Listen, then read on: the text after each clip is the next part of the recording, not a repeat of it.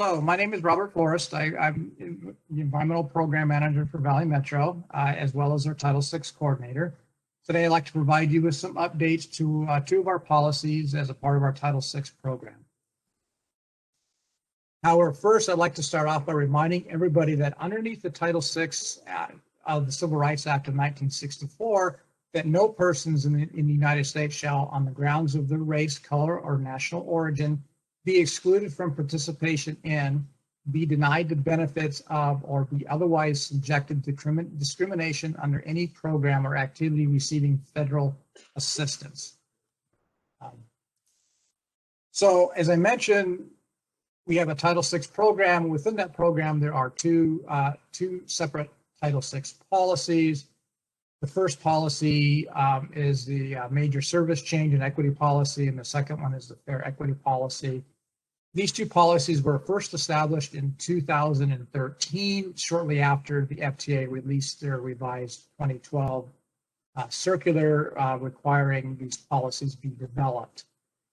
As a part of developing these processes, FTA requires that all transit providers go through and provide a public review process, basically giving the public an opportunity to see what the proposed changes are, what the changes are, and provide some input on those policies so that we can all have a collective policy at the end. The City of Phoenix, as well as Valley Metro, are proposing some changes to these two policies based on some feedback that we received from the FTA earlier in 2020 as a part of their triennial review of our Title VI program. So the first policy is called our major service change and equity policy. That's the policy that kind of goes through and looks at how we address service changes. Within that policy itself, there are three separate smaller policies. The first one is the major service change policy that kind of looks at what determines when a proposed service change is going to be considered major and would require a full Title VI analysis. The next policy is a disparate impact policy that looks at minority populations. And the third policy is a disproportionate burden impact policy that looks at the low-income populations. So getting into a little more detail, the major service change policy basically establishes a threshold of when proposed service changes would be considered major. Our current policy has a threshold of 25%, which is pretty much an industry standard and which we've been doing now for quite a while. We are not recommending any changes to this particular threshold of 25%. As we go through and do our analysis, once we determine that we have either hit or exceeded that threshold for a proposed change and considered a major change, that's when we have to go through and do a detailed Title VI analysis.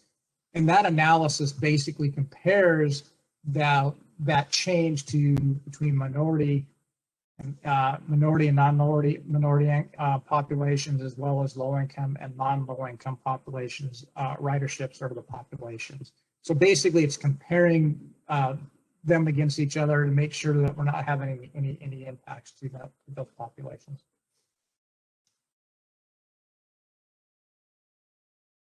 When you're looking at the disparate and the disproportionate burden impact policy, that's the second and third policies that are accompanying the major service change policy itself.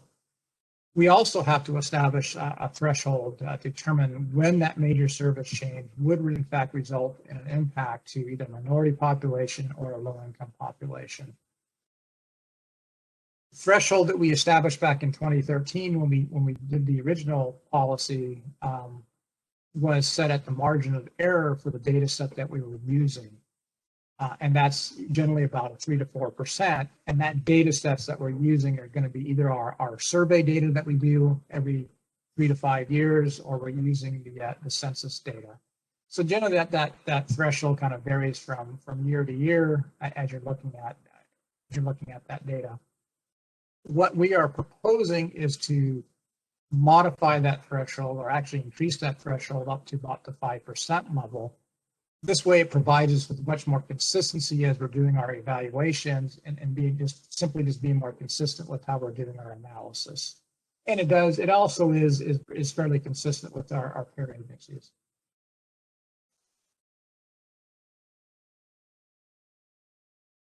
One of the comments that we had received from the Federal Transit Administration during their triennial review was that we needed to provide some clarity in the actual language itself that sets the policy for disparate and disproportionate burden impact policies, to make it very clear that what we're actually is comparing minorities to non-minorities and low income to non-low income. So what we have done here, and the language you see at the bottom of the screen, is the actual language that's in our proposed changes. And basically it states that when the difference in adverse impacts between minority ridership and or population and non-minority ridership and or population on the affected service that we're proposing to change is equal to or greater than 5% compared to the transit system's minority and non-minority ridership and or population, there would be a disparate impact. Now, I didn't put both sets of policies up here because the language is basically the same between the disparate policy and the disproportionate burden policy. The only difference is you just swap out the words minority and non-minority for low income and non-low income. Otherwise, it's exactly the same policies. Some of our other proposed changes that we were looking at for this policy itself is simply to provide some clarity for the basis of the policy. We had to go through and identify and define what an adverse effect is. It is no different than what we've been doing for the past several years. We're just simply putting it into the policy itself so that everybody who reads the policy can actually see it. But basically, it pretty much states that anytime there's a reduction or an addition in services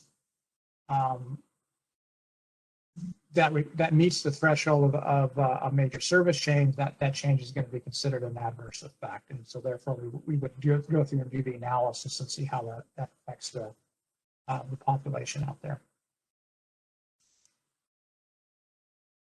Some of the other proposed changes, also within these policies, there's a section on finding of disparate or disproportionate burden impacts.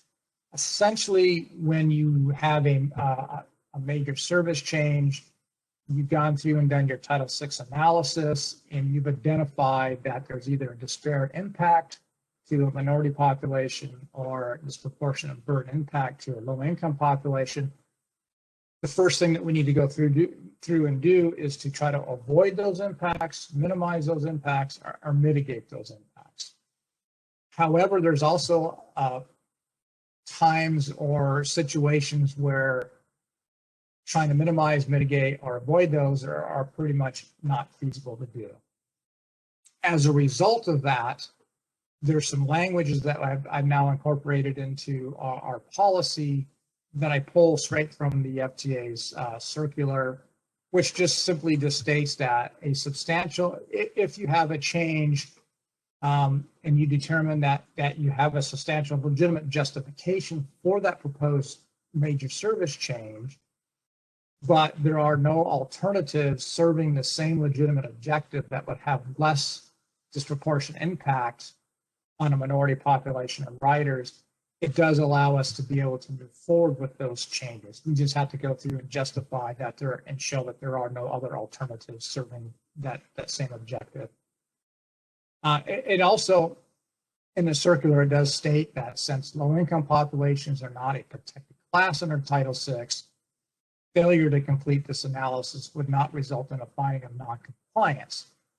However, Valley Metro, as well as the City of Phoenix, will always do our part to go through and take a look at and identify the impacts and do what we can to avoid, minimize, or mitigate those impacts before we just go through and just say we're just going to go ahead and move forward with those proposed changes.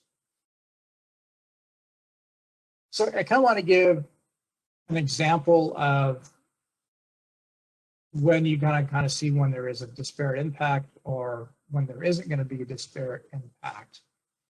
So the first example is say we're going to make a change to route X, and that change is going to be about a 30% change. So that's above our 25% threshold. So that means that change that we're doing, that service reduction, is resulting, or it does qualify as a major service change and does require us to do a full Title VI analysis. So now you take a look at the circle down below, right in here. So you have ridership, route X ridership, and we're saying that route actually is made up of about 55% minority, 45% are non-minority. And then when we look at the system's ridership as a whole, we're saying that 49% are minority and 51% are non-minority. Okay, so what does this mean? So this means that 55% of the minority ridership on this route are going to bear the burden for that proposed change, while 45% is going to be borne onto the non-minority population. However, when you kind of look at the minority ridership for route X and you look at the ridership for the system, when you subtract those two numbers, the 55% versus the 49%, you get an actual 6% difference. And so since that 6% difference is actually higher than our threshold at 5%, you're going to end up with a disparate impact. So what that means is that 6% are actually, to say, the minority population of the minority ridership is going to bear 6% more of the burden than the non-minorities would for that particular route. So therefore, we would have a disparate impact.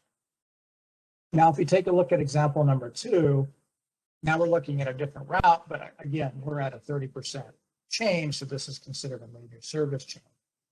Now, when we look at the ridership for route Y, we actually have only a 42% minority and 58% non-minority. Our ridership, our system ridership stays the same.